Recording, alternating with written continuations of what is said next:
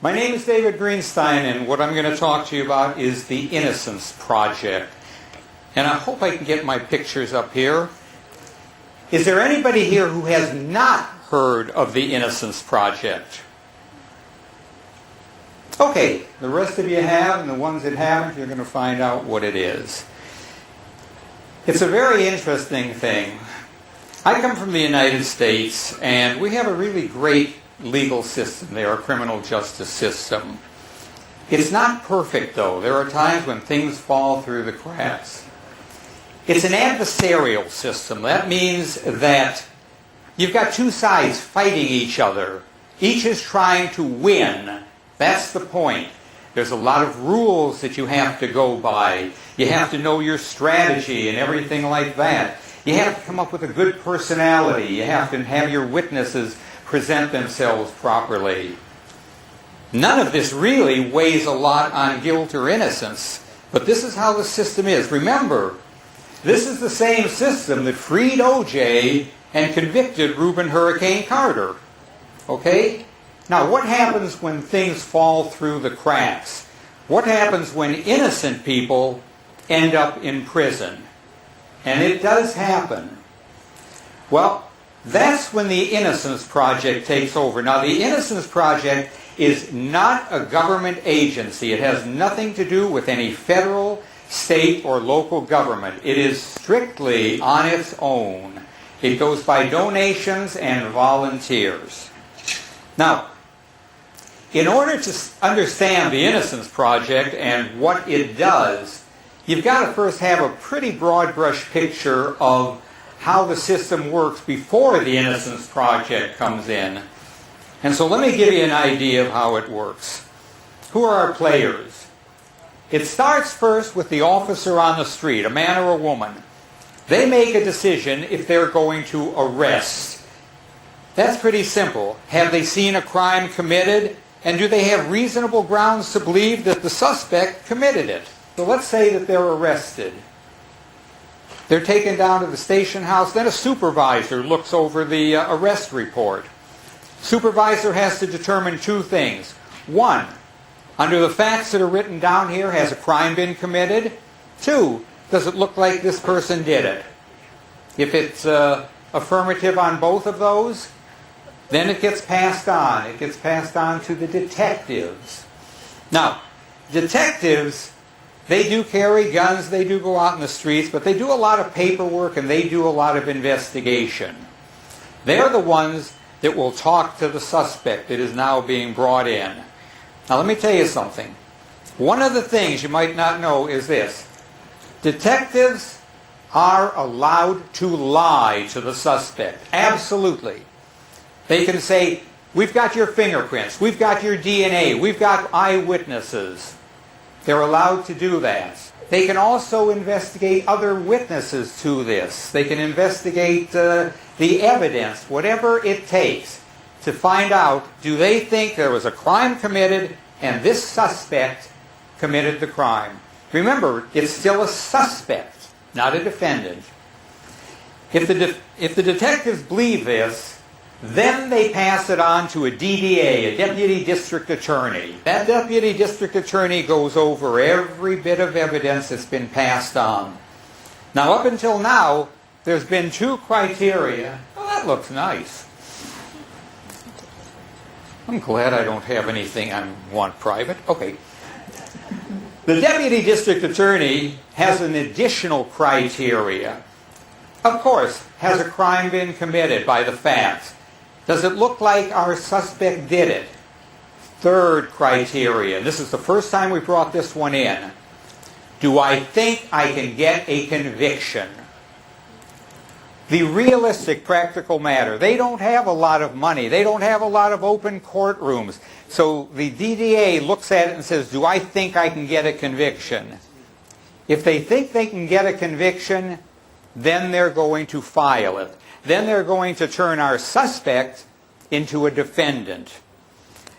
And you know, this is one of the reasons a lot of times that rape cases are not filed, because it turns into a he said, she said. And when that happens, The DDA shakes his head and says, I don't think I'll get a conviction. A lot of times what they will do, however, they will file. If they're pretty sure the guy did it, they'll file and hope that a plea bargain can be made. Okay, if he won't say anything, the judge enters a plea of not guilty, consistent with the idea you're innocent until proven guilty. Now, he has a right to an attorney. Usually they get appointed a public defender if they can't afford it. But sometimes the judge knows the public defenders are overworked and underfunded. And I've seen this. I've seen the judge sit there and look out in the courtroom. It's criminal arraignment time. And, oh, Attorney Martin, how are you today? He knows Attorney Martin is a good criminal defense attorney. Martin knows what's happening. Fine, Your Honor. You see our defendant, Mr. Jones? He needs an attorney, and I think you're a great attorney, and you're going to be able to help him. Would you talk to him in the lockup after? Right, he's been volunteered. And that's what happens. Now, he does get paid, but he doesn't get anywhere near what he's getting in private practice. Remember, up until this point, and through an entire process, the prosecution is being challenged at every stage of the proceedings to make sure that that presumption of innocence holds. One aside here, it has been shown time after time after time that life imprisonment without possibility of parole is much, much, much less expensive than the death penalty. Dollars and cents. That's not taking a position. That is just a mathematical fact. It's all over. No place to go. You know what's happened? You've had appeals. You've had years and years and years worth of appeals. They've all been rejected. Every appeal has been rejected. The system has closed down. Now is when the Innocence Project comes in, after every road has been closed. And it's really an uphill battle, because once you're convicted, you are now guilty until your innocence is proven. Now we get into the Innocence Project. Peter Neufeld and Barry Schenck, Yeshiva University, New York, 1992, Cardozo School of Law. Do either of these guys look familiar? O.J.'s trial. Again. From O.J.'s trial. You got it. O.J.'s Dream Team. That's right. They were on it. These two guys really are very much against the death penalty. They started the Innocence Project almost 20 years ago. It has now spread throughout the United States and in most of the free world. In fact, where I live in Mexico, and 3 weeks ago I read about an Innocence Project case in Mexico where the guy was in fact released. How accurate is DNA? First, you've got to have a sample from the crime scene, obviously. Second, you have to do proper collection from the suspect. And if you can't get it, you get a court order for it.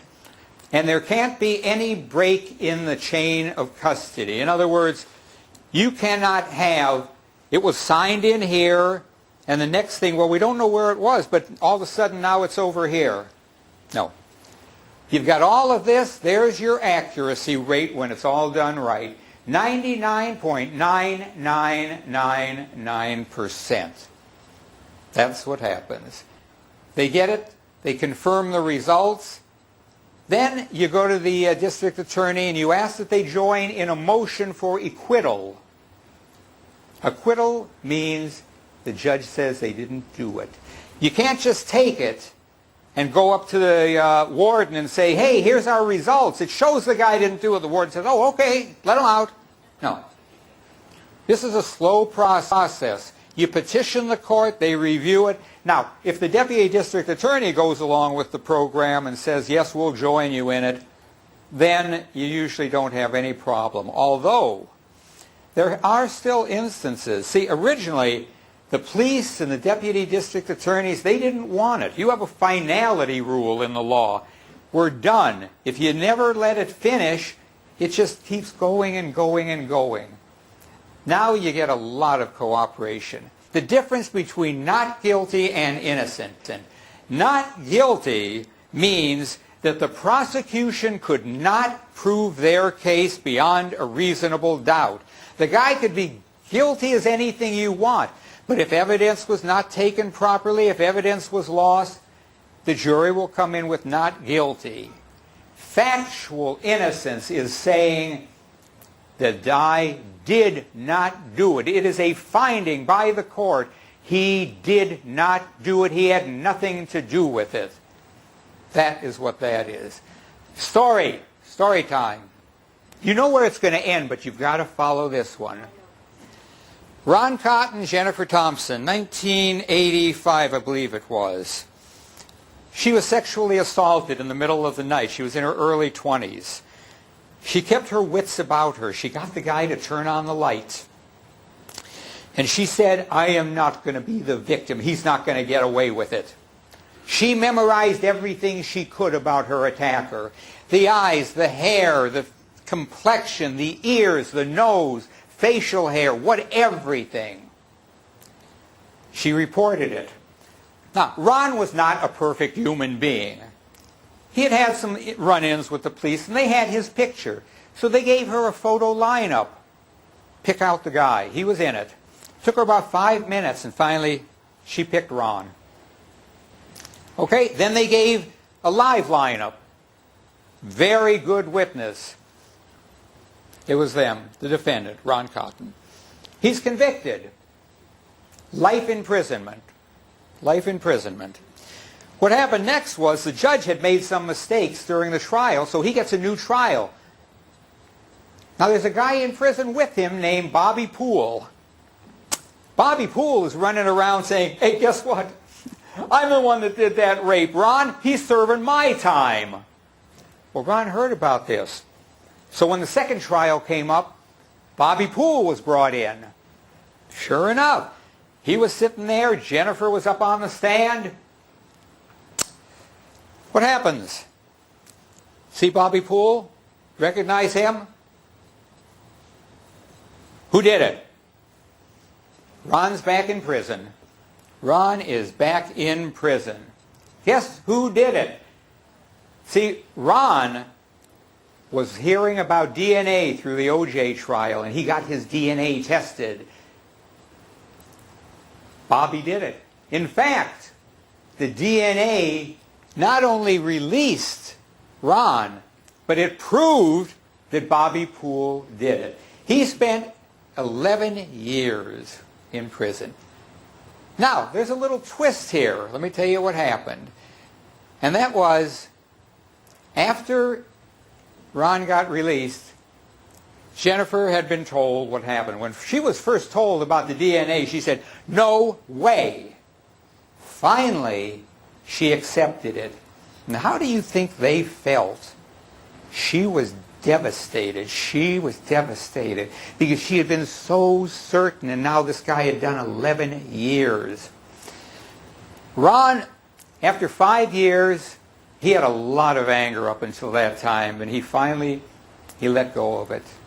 Now what happened was, after 2 years, Jennifer said she wanted to meet him. And so they met together in a church near where she used to live. Just the two of them, a lot of crying, a lot of talking. Several hours later, they came out. And during that, Ron had taken her hand and said, I forgive you. And what happened after that is very, very unique. They became friends. They've gone their own ways. They have their own families. They talk on the phone together every so often. Jennifer, she goes out and travels the country talking about get reforms for the criminal law system, particularly with eyewitness identification. And here's an interesting one. Well, they wrote a book. And if you buy the book, part of it goes to the sale price goes to the Innocence Project. What happened was he goes with her every so often to do the talks. And on occasion, they'll be flying together and they'll be talking, and somebody will say to them that doesn't know anything, say, "Oh, how did you two meet?" And she says, "Ask him." Innocence Project successes, these are out of date. They increase every day. You can see what that one is. The next one. Exonerations in 34 states. Important thing here. 17 of the people exonerated, 17 where it was proven that they did not do it. They were on death row. If it had not been for the Innocence Project, they would have been executed. After you get exonerated, what happens? You got no money, no job, decades of differences, and usually a lot of anger and distrust. You know, you had a family, you had a job, maybe a husband, wife, fiance, boyfriend, girlfriend, whatever it might be, a pet.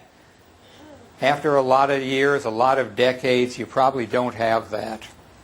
Compensation? Yeah. Federal law gives you between $50,000 and $100,000 a year for wrongful conviction. $100,000 goes to death row inmates. States, some of them have it. It's an uphill battle and the amounts vary. Anyway, you know, there's a saying, he who thinks makes others think. And I'm thinking I got to learn more about computers.